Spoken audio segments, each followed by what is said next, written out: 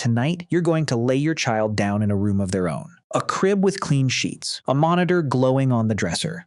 The door pulled shut, the house gone quiet. You won't think twice about it. But for almost the entire span of human existence, a baby left alone in a room would not have lived to see the morning. No crib, no monitor, no number to call. Just the dark, the cold, and everything out there that could smell a newborn from across a valley. For more than 300,000 years, every single one of your ancestors faced the same brutal math. Human babies are the most helpless creatures alive. And keeping one of them breathing was the hardest thing our species ever learned to do. How they pulled it off changes what you think you know about parenting, about family, about what your own body was built to do. So let's start with the problem, because the problem is you. A newborn horse stands and walks within hours. A newborn chimpanzee grips its mother's fur and holds on from the first minute of life. A newborn human can't lift its own head. It can't walk for a year. It can't feed itself for years. It can't survive one single night without someone else keeping it alive. Of every primate on Earth, the human infant is born the most unfinished. And the reason is the thing you're using to read this, your brain. The human brain is so large that if it grew to full proportion before birth, the way a chimpanzee does, it would never fit through the birth canal. So evolution made a trade. Human babies are born with brains at roughly 25% of their adult size. A chimp is born at about 40%. Which means 3/4 of your brain was built after you were born, while you were completely defenseless. This isn't a flaw. This was the deal. We have the most powerful brain on the planet. Price was the most helpless infant on the planet. And for 300,000 years, every mother who gave birth was handed the same impossible package. A baby that couldn't cling. A baby that couldn't run. A baby that couldn't even stay quiet when something was hunting in the dark. In a world of leopards and hyenas and snakes, that baby wasn't a gift. It was bait. So how did they keep it alive? The answer is something almost every modern parent has lost. They never did it alone. In 2009, the anthropologist Sarah Blaffer-Hrdy published a book called Mothers and Others. Her argument was simple and a little devastating. Humans, she said, are not like the other great apes. A chimpanzee mother raises her offspring almost entirely by herself. She carries it, feeds it, guards it, solo, for 5 years before she can have another. If another chimp reaches for that infant, she attacks. Humans are the opposite. We are what biologists call cooperative breeders. We evolved to raise children as a group, not because it was sweet, because it was the only way the math ever worked. Without other hands sharing the cost, the enormous price of growing a human brain inside a helpless body would have wiped us out. We didn't survive because we were strong, we survived because we shared the weight. And the numbers on this are staggering.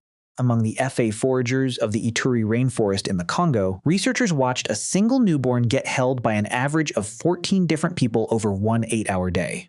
14. The baby was passed from one set of arms to another about 8 times an hour. Its own mother held it only about 40% of the time.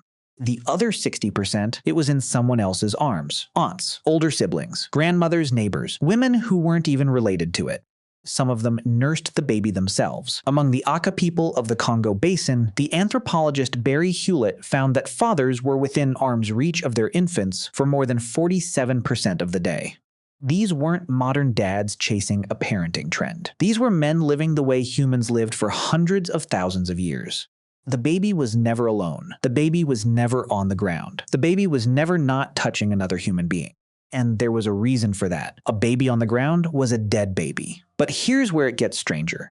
Because that baby was supposed to be holding on. When our ancestors stood up and started walking on 2 legs millions of years ago, they lost the thick body hair that every other primate infant clings to.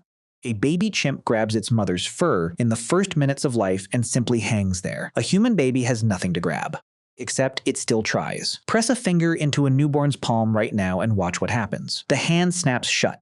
It grips so hard it can take its own weight. Doctors call it the palmar grasp reflex, and your baby is born with it, fully loaded. It is a ghost, a leftover instruction from 50 million years ago, when a baby that let go of its mother's fur fell, and a baby that fell died. Your child's fingers still close around nothing, reaching for fur that vanished before our species even existed, so mothers carried them instead. Every hour, every day, for years. They built slings out of animal hide and twisted plant fiber. At a cave called Armaverana in the mountains of northern Italy, archaeologists found the 10,000-year-old grave of a newborn girl they named She was buried wrapped in more than 60 shell beads, and researchers believe those beads once decorated the baby carrier she was held in while she was alive. But carrying wasn't only transport. It was survival technology. Pick up a human infant, hold it against your body, and something happens inside it. Its heart rate drops. Its breathing steadies. It stops crying. Scientists call this the transport response, and in 2013, a team led by Kumi Kuroda confirmed it runs as an automatic program wired into the nervous system. Out in the open, a crying baby is a dinner bell. A baby that goes silent the instant it's lifted is a baby that stays alive. And your child still does this. Right now, when you scoop up a screaming newborn, hold it to your chest and it suddenly goes quiet, that is not only comfort.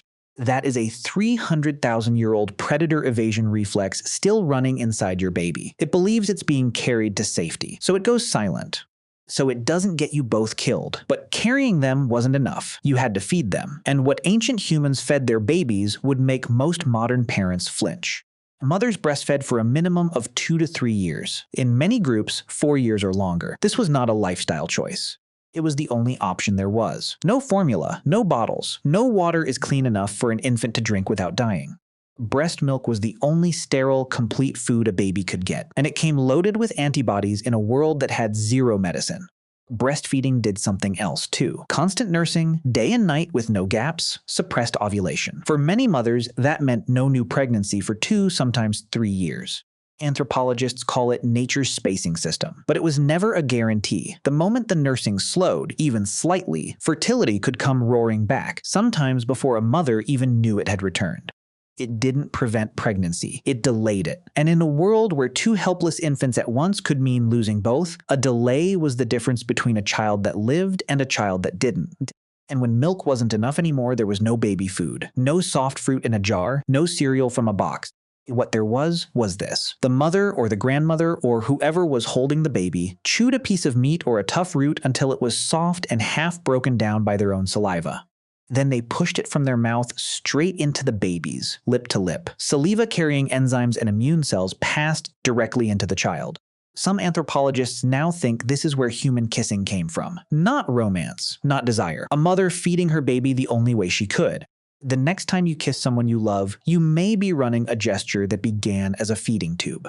And then there were the grandmothers. This is the part nobody expects. Most animals die not long after they stop being able to reproduce. There's no evolutionary reason to keep a body running once it can't pass on its genes. But human women live for decades after menopause. Why? In 1997, the anthropologist Kristen Hawkes studied the Hadza people of Tanzania, one of the last hunter-gatherer groups left on Earth. She found that the post-menopausal women were among the hardest-working, most productive foragers in the entire band. They spent hours in the heat hacking tough tubers out of hard ground. They gathered the foods small children could never reach on their own. And they fed their grandchildren, which meant a mother could have her next baby sooner because grandmother was already feeding the last one. Hawkes called it the grandmother hypothesis. Human women outlive their fertility because the grandmothers who helped raise grandchildren passed on more of their genes. And here's where it gets stranger, because humans are not the only animals that do this. Out of every species on Earth, only a tiny handful live long past the end of their fertility. Humans and killer whales. In 2019, a team led by Darren Croft and Daniel Franks published a study in the Proceedings of the National Academy of Sciences. They tracked orca families for decades, and they found that a calf with a living grandmother was far more likely to survive than one without. And the effect was strongest in the lean years, when the salmon ran thin, because the old females were the ones who remembered where the food was. A grandmother orca who had stopped breeding was worth more to her family alive than another calf. The exact same equation that shaped your species shaped them too. Your long life, the decades you'll live after your body stops making children, exists because 300,000 years ago, an old woman digging roots in the African sun was the line between a grandchild that lived and one that starved.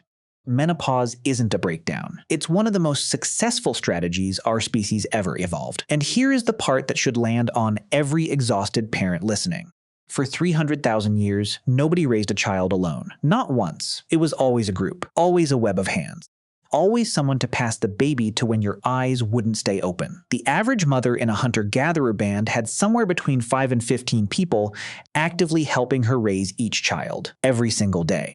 Today, in most of the industrialized world, that number is 2, often 1. You are sitting in a dark apartment at 3 in the morning with a baby that will not stop screaming, and no one is coming.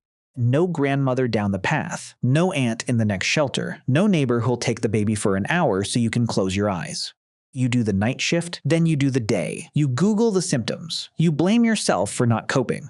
If you felt crushed by that, if you felt like you were failing at something that should be natural, listen closely. Exhaustion is not a weakness. It is not a flaw in you. It is what happens when one person tries to carry a weight that 300,000 years of evolution always spread across many. You were never built to do this alone. Almost no one in the history of your species ever has. There's an old saying that it takes a village to raise a child. We say it like a warm idea, a nice sentiment about community. For nearly all of human history, it was a hard fact of survival, as literal as food or water or fire. The village wasn't the nice part. The village was the whole reason any child lived. You might be part of the very first generation to try it without one. And no one ever told you how rare and how heavy that really is.